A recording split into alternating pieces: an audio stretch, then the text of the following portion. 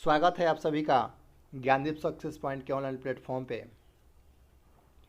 आज हम class 10th के सोशल साइंस के एक इम्पॉर्टेंट चैप्टर यूरोप में राष्ट्रवाद से जुड़े सभी ऑब्जेक्टिव क्वेश्चंस को देखेंगे। तो चलिए यूरोप में राष्ट्रवाद से बने सभी ऑब्जेक्टिव क्वेश्चंस पे हम लोग आज ध्यान देंगे। तो चलिए फर्स्ट क्वेश्चन है आपका। फर्स्ट क्वेश्चन है, रॉबर्ट ओवम कहाँ का निवासी था? ध्यान से सुनिएगा, रॉबर्ट ओवम कहाँ का निवासी था? Option number A France, option number B Germany, option number C Britain, option number C या फिर ऑप्शन नंबर डी ऑस्ट्रिया। तो इसका जो सही आंसर होगा वह होगा आपका ऑप्शन नंबर सी यानी ब्रिटेन। जो रॉबर्ट ओवम था वो ब्रिटेन का निवासी था। नेक्स्ट क्वेश्चन है आपका, यंग यूरोप की स्थापना कब हुई थी? ध्यान से सुनिएगा, यंग यूरोप की स्थापना कब हुई थी? ऑप्शन नंबर ए 1928 ईस्वी में, ऑप्शन नंबर बी 1929 ईस्वी में, ऑप्शन नंबर सी 1930 ईस्वी में या फिर ऑप्शन नंबर डी 1931 ईस्वी में। तो इसका जो सही आंसर होगा वह होगा का ऑप्शन नंबर ए यानी 1928 ईस्वी में यंग यूरोप की स्थापना हुई थी। नेक्स्ट क्वेश्चन है आपका, यंग इटली की स्थापना किसने की थी? ध्यान से सुनिएगा, यंग इटली की स्थापना किसने की थी? ऑप्शन नंबर ए मेजनी ने, ऑप्शन नंबर बी बिस्मार्क ने, ऑप्शन नंबर सी काबूर ने या फिर ऑप्शन नंबर डी गैरीबाल्डी ने। तो इसका जो सही आंसर होगा वह होगा आपका ऑप्शन नंबर ए यानी मेजनी ने। नेक्स्ट क्वेश्चन है आपका, यंग यूरोप, ध्यान से सुनिएगा, यंग यूरोप का संस्थापक कौन था? यंग यूरोप का संस्थापक कौन था? Option number A Mazzini, option number B Garibaldi, option number C Victor Emmanuel या फिर ऑप्शन नंबर डी मुसोलिनी। तो इसका जो सही आंसर होगा वह होगा आपका ऑप्शन नंबर ए यानी मेजनी। यंग यूरोप का संस्थापक मेजनी था। नेक्स्ट क्वेश्चन है आपका, इटली में राष्ट्रवाद का जन्मदाता कौन था? इटली में राष्ट्रवाद का जन्मदाता कौन था? Option number A Metternich, option number B Mazzini, option number C Napoleon या फिर ऑप्शन नंबर डी गैरीबाल्डी। तो इसका जो सही आंसर होगा वह होगा आपका ऑप्शन नंबर सी यानी नेपोलियन। नेपोलियन जो था वह इटली में राष्ट्रवाद का जन्मदाता था। नेक्स्ट क्वेश्चन है, इटली के एकीकरण का मसीहा कौन था? ध्यान से सुनिएगा, इटली के एकीकरण का मसीहा कौन था? Option number A Mazzini, option number B Napoleon, option number C Metternich या फिर ऑप्शन नंबर डी गैरीबाल्डी। तो इसका जो सही आंसर होगा वह होगा आपका ऑप्शन नंबर ए यानी मेजनी। चलिए नेक्स्ट क्वेश्चन है आपका, इटली के एकीकरण की तलवार कौन था? ध्यान से सुनिएगा, इटली के एकीकरण की तलवार कौन था? Option number A Bismarck, option number B Garibaldi, option number C Napoleon या फिर ऑप्शन नंबर डी कोसुथ। तो इसका जो सही आंसर है वह होगा आपका ऑप्शन नंबर बी यानी गैरीबाल्डी। नेक्स्ट क्वेश्चन है आपका, इटली एवं जर्मनी वर्तमान में किस महादेश के अंतर्गत आते हैं? ध्यान से सुनिएगा, इटली एवं जर्मनी वर्तमान में किस महादेश के अंतर्गत आते हैं? ऑप्शन नंबर ए उत्तरी अमेरिका, ऑप्शन नंबर बी दक्षिणी America, option number C Europe या फिर ऑप्शन नंबर डी पश्चिमी एशिया। तो इसका जो सही आंसर होगा वह होगा आपका ऑप्शन नंबर सी यानी यूरोप में। इटली और जर्मनी जो है वह वर्तमान के यूरोप महादेश में के अंतर्गत आते हैं। नेक्स्ट क्वेश्चन है, जर्मनी के एकीकरण के लिए कौन उत्तरदायी था? जर्मनी के एकीकरण के लिए कौन उत्तरदायी था? Option number A Count Cavour, option number B Bismarck, option number C Garibaldi या फिर ऑप्शन नंबर डी मेजनी। तो इसका जो सही आंसर होगा वो आप कमेंट बॉक्स में कमेंट करें, इसका आंसर हम लास्ट में बताएंगे। चलिए नेक्स्ट क्वेश्चन है आपका, जर्मनी के एकीकरण का प्रमुख वास्तुकार कौन था? जर्मनी के एकीकरण का प्रमुख वास्तुकार कौन था? Option number A Mazzini, option number B Garibaldi, option number C Lenin या फिर ऑप्शन नंबर डी बिस्मार्क। तो इसका जो सही आंसर होगा वह होगा आपका ऑप्शन नंबर डी यानी बिस्मार्क। चलिए नेक्स्ट क्वेश्चन है आपका, नेक्स्ट क्वेश्चन है इटली एवं जर्मनी के एकीकरण के विरुद्ध कौन देश था? ध्यान से सुनिएगा, इटली एवं जर्मनी के एकीकरण के विरुद्ध कौन देश था? Option number A England, option number B रूस, option number C Austria, option number C या फिर डी प्रसा। तो इसका जो सही आंसर होगा वह होगा ऑप्शन नंबर सी यानी ऑस्ट्रिया। चलिए नेक्स्ट क्वेश्चन है आपका, नेक्स्ट क्वेश्चन है इटली के एकीकरण में निम्न में से किसका संबंध नहीं है? इटली के एकीकरण में निम्न में से किसका संबंध नहीं है? Option number A Bismarck, option number B Mazzini, option number C Cavour या फिर ऑप्शन नंबर डी गैरिबाल्डी। तो इसका जो सही आंसर होगा वह होगा ऑप्शन नंबर ए यानी बिस्मार्क। नेक्स्ट क्वेश्चन है आपका, फ्रांस की क्रांति का प्रमुख कारण क्या था? फ्रांस की क्रांति का प्रमुख कारण था ऑप्शन नंबर ए प्रजातंत्र शासन, ऑप्शन नंबर बी निरंकुश शासन, ऑप्शन नंबर सी गिरफ्तारी पत्र या फिर ऑप्शन नंबर डी मनसबदारी प्रथा। तो इसका जो सही आंसर होगा वह होगा ऑप्शन नंबर बी यानी निरंकुश शासन। नेक्स्ट क्वेश्चन है आपका, फ्रांस की क्रांति का अग्रदूत किसे कहा जाता है? फ्रांस की क्रांति का अग्रदूत किसे कहा जाता है? ऑप्शन नंबर ए नेपोलियन को, ऑप्शन नंबर बी वाल्टेयर को, ऑप्शन नंबर सी दिदरो को या फिर ऑप्शन नंबर डी रूसो को। तो इसका जो सही आंसर होगा वह होगा आपका ऑप्शन नंबर डी यानी रूसो को। चलिए नेक्स्ट क्वेश्चन है आपका, फ्रांस के मानव और नागरिक अधिकारों की घोषणा किस सभा में की? फ्रांस ने मानव और नागरिक अधिकारों की घोषणा किस सभा में की? ऑप्शन नंबर ए व्यवस्थापिका सभा, ऑप्शन नंबर बी संविधान सभा, option number C National Convention या फिर ऑप्शन नंबर डी डायरेक्टरी। तो इसका जो सही आंसर होगा वह होगा आपका ऑप्शन नंबर बी यानी संविधान सभा। चलिए नेक्स्ट क्वेश्चन है आपका, फ्रांस में सामंतवाद का अंत कब हुआ अथवा फ्रांसीसी क्रांति कब हुई? ध्यान से सुनिएगा, फ्रांस में सामंतवाद का अंत कब हुआ या फिर फ्रांसीसी क्रांति कब हुई? ऑप्शन है आपका ऑप्शन नंबर ए 4 अगस्त 1779, ऑप्शन नंबर बी 18 नवंबर 1789, ऑप्शन नंबर सी 24 सितंबर 1789 या फिर ऑप्शन नंबर डी 21 मई 1789। तो इसका जो सही आंसर होगा वह होगा ऑप्शन नंबर ए यानी 4 अगस्त 1789। चलिए नेक्स्ट क्वेश्चन है आपका,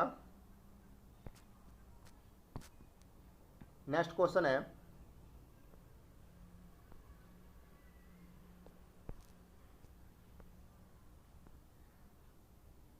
फ्रांस के किस शासक वंश का पुनर्स्थापना विनया कांग्रेस के द्वारा की गई थी? Option number A Habsburg, option number B आर्लिया वंश, ऑप्शन नंबर सी बुर्बो वंश या फिर ऑप्शन नंबर डी जारशाही।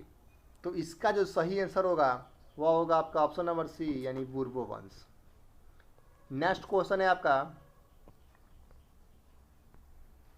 यूरोपीय सभ्यता का पालन किसे कहा जाता है? ध्यान से सुनिएगा, यूरोपीय सभ्यता का पालन किसे कहा जाता है? ऑप्शन नंबर ए यूनान को, ऑप्शन नंबर बी जर्मनी को, ऑप्शन नंबर सी इटली को या फिर ऑप्शन नंबर डी ब्रिटेन को। तो इसका जो सही आंसर होगा वह होगा ऑप्शन नंबर ए यानी यूनान को। नेक्स्ट क्वेश्चन है आपका, यूरोप का मरीज, ध्यान से सुनिएगा, यूरोप का मरीज किसे कहा जाता है? ऑप्शन नंबर ए तुर्की को, ऑप्शन नंबर बी मिस्र को, ऑप्शन नंबर सी यूनान को या फिर ऑप्शन नंबर डी पोलैंड को। तो इसका जो सही आंसर होगा वह होगा ऑप्शन नंबर ए यानी तुर्की को यूरोप का मरीज कहा जाता है। नेक्स्ट क्वेश्चन है आपका, यूरोप वासियों के लिए किस देश का साहित्य एवं ज्ञान एवं विज्ञान प्रेरणा स्रोत रहा? ध्यान से सुनेगा, यूरोप वासियों के लिए किस देश का साहित्य एवं ज्ञान विज्ञान प्रेरणा स्रोत रहा? Option number A Germany, option number B यूनान, ऑप्शन नंबर सी तुर्की, या फिर ऑप्शन नंबर डी इंग्लैंड। तो इसका जो सही आंसर होगा वह होगा आपका ऑप्शन नंबर बी यानी यूनान। नेक्स्ट क्वेश्चन है आपका, नेक्स्ट क्वेश्चन है यूरोपीय राष्ट्रवाद से प्रभावित होकर किस भारतीय शासक ने जैकोबिन क्लब की स्थापना की?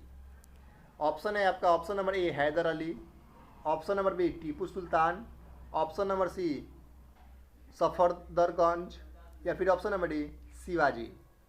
तो इसका जो सही आंसर होगा वह होगा ऑप्शन नंबर बी यानी टीपू सुल्तान। नेक्स्ट क्वेश्चन है आपका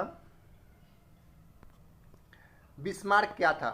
बिस्मार्क क्या था? ऑप्शन नंबर ए कवि, ऑप्शन नंबर बी नाटककार, ऑप्शन नंबर सी संगीतज्ञ, या फिर ऑप्शन नंबर डी कूटनीतिज्ञ। इसका जो सही आंसर है वो आप लोग कमेंट बॉक्स में कमेंट करके बताएं इसका आंसर कितना नंबर ऑप्शन होगा। नेक्स्ट क्वेश्चन है बिस्मार्क प्रसा का चांसलर कब नियुक्त हुआ? बिस्मार्क प्रसा का चांसलर कब नियुक्त हुआ? ऑप्शन नंबर ए 1860 ईस्वी में, ऑप्शन नंबर बी 1862 ईस्वी में, ऑप्शन नंबर सी 1863 ईस्वी में, या फिर ऑप्शन नंबर डी 1865 ईस्वी में। तो इसका जो सही आंसर होगा वो होगा आपका ऑप्शन नंबर बी यानी 1862 ईस्वी में। चलिए नेक्स्ट क्वेश्चन है आपका बिस्मार्क किस विद्वान की विचारधारा से प्रभावित हुए था? बिस्मार्क किस विद्वान की विचारधारा से प्रभावित था? Option number A Rousseau, option number B Hegel, option number C ऑस्टडॉट, या फिर ऑप्शन नंबर डी जैकब। तो इसका जो सही आंसर होगा वह होगा आपका ऑप्शन नंबर बी यानी हिगेल। नेक्स्ट क्वेश्चन है आपका वियना सम्मेलन कब हुआ था? वियना सम्मेलन कब हुआ था? ऑप्शन नंबर ए 1815 ईस्वी में, ऑप्शन नंबर बी 1820 ईस्वी में, ऑप्शन नंबर सी 1818 ईस्वी में, या फिर ऑप्शन नंबर डी 1848 ईस्वी में। तो इसका जो सही आंसर होगा वह होगा ऑप्शन नंबर ए यानी 1815 ईस्वी में। नेक्स्ट क्वेश्चन है आपका वियना सम्मेलन का अध्यक्ष कौन था? वियना सम्मेलन का अध्यक्ष कौन था? Option number A Metternich, option number B Napoleon Bonaparte, option number C Louis 18वां, या फिर option number D Charles Albert. तो इसका जो सही आंसर होगा वह होगा आपका ऑप्शन नंबर ए यानी मेटरनिक जो था वह वियना सम्मेलन का अध्यक्ष था। नेक्स्ट क्वेश्चन है आपका विलियम प्रथम कहाँ का शासक था? विलियम प्रथम कहाँ का शासक था? Option number A Italy, option number B Prussia, option number C Austria, या फिर ऑप्शन नंबर डी यूनान। तो इसका जो सही आंसर होगा वह होगा ऑप्शन नंबर बी यानी प्रसा। विलियम प्रथम जो था वह प्रसा का शासक था। नेक्स्ट क्वेश्चन है आपका नेपोलियन कोड में कुल कितने कोड थे? ध्यान से सुनिएगा, नेपोलियन कोड में कुल कितने कोड थे?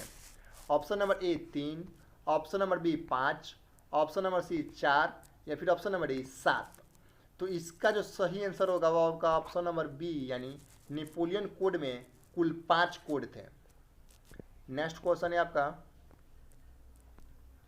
नेपोलियन ने जर्मनी में किस संघ की स्थापना की? नेपोलियन ने जर्मनी में किस संघ की स्थापना की? ऑप्शन है आपका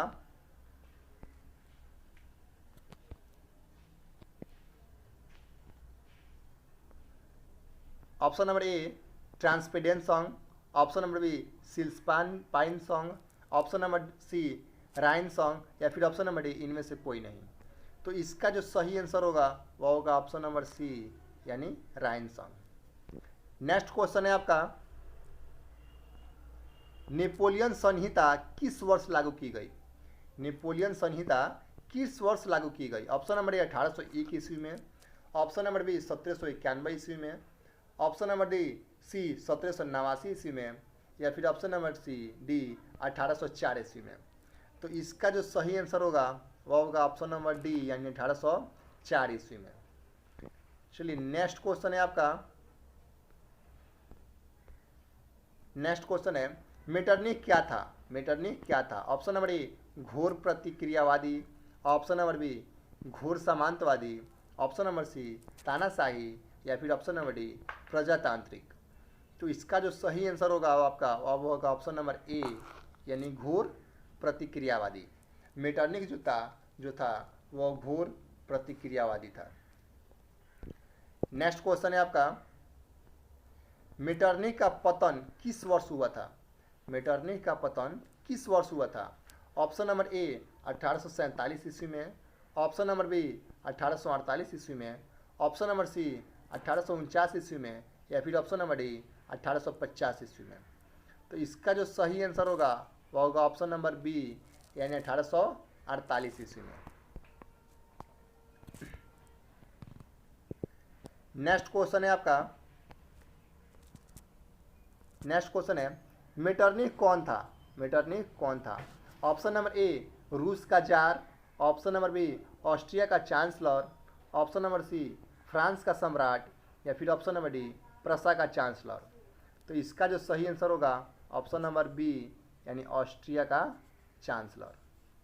नेक्स्ट क्वेश्चन है आपका मेजनी ने सन 1834 ईस्वी में किस संस्था का गठन किया? मेजनी ने सन 1834 में किस संस्था का गठन किया? Option number A Young Europe, option number B क्रांति सेना, ऑप्शन नंबर सी विक्ट्रीन, या फिर option number D Young Italy. तो इसका जो सही आंसर है वह होगा ऑप्शन नंबर ए यानी यंग यूरोप। नेक्स्ट क्वेश्चन है मेजनी का संबंध किस संगठन से था? ऑप्शन नंबर ए लाल सेना, option number B Carbonari, option number C Philike Hetairia, option number D Diet. तो इसका जो सही आंसर होगा वह होगा ऑप्शन नंबर बी यानी कार्बोनारी। नेक्स्ट क्वेश्चन है आपका जलवेराइन एक संस्था थी, यानी जलवेराइन किस चीज़ की संस्था थी? ऑप्शन नंबर ए क्रांतिकारियों की, ऑप्शन नंबर बी व्यापारियों की, ऑप्शन नंबर सी विद्वानों की, या फिर ऑप्शन नंबर डी पादरी सामंतों की। तो इसका जो सही आंसर होगा वह होगा ऑप्शन नंबर बी यानी व्यापारियों की। नेक्स्ट क्वेश्चन है आपका जलवेराइन की स्थापना किस राज्य ने की? जलवेराइन की स्थापना किस राज्य ने की? ऑप्शन नंबर ए प्रसा ने, ऑप्शन नंबर बी ऑस्ट्रिया ने, ऑप्शन नंबर सी सर्डिया ने, या फिर ऑप्शन नंबर डी नेपल्स ने। तो इसका जो सही आंसर होगा ऑप्शन नंबर ए यानी प्रसा ने। चलिए नेक्स्ट क्वेश्चन है आपका,